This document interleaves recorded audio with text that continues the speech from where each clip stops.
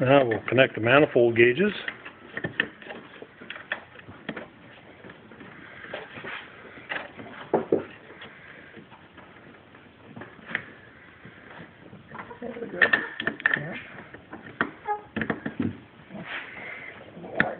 Make sure they're on there, push them on tight.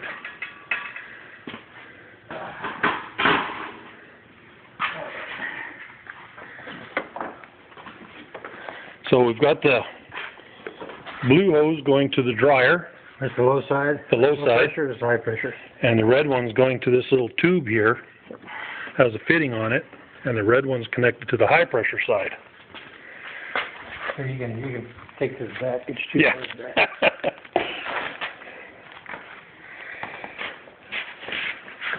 Okay, this here is our vacuum pump.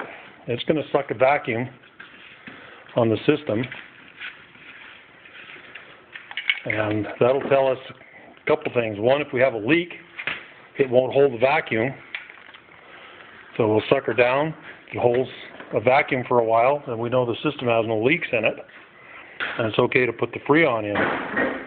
The other thing it's going to do is that moisture cannot exist in a vacuum. So any remaining moisture that's in the system, because O-rings have failed, gaskets have failed, whatever, again, AC and water don't mix, so we'll suck everything out, let it sit. That'll take all any moisture out. It'll be nice and dry in there. If any moisture does circulate through the system, the dryer is going to catch it.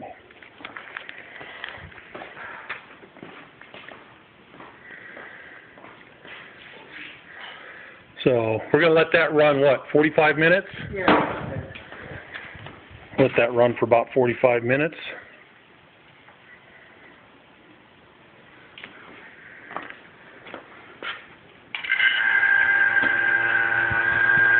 Open the gauges. Wow, it's close.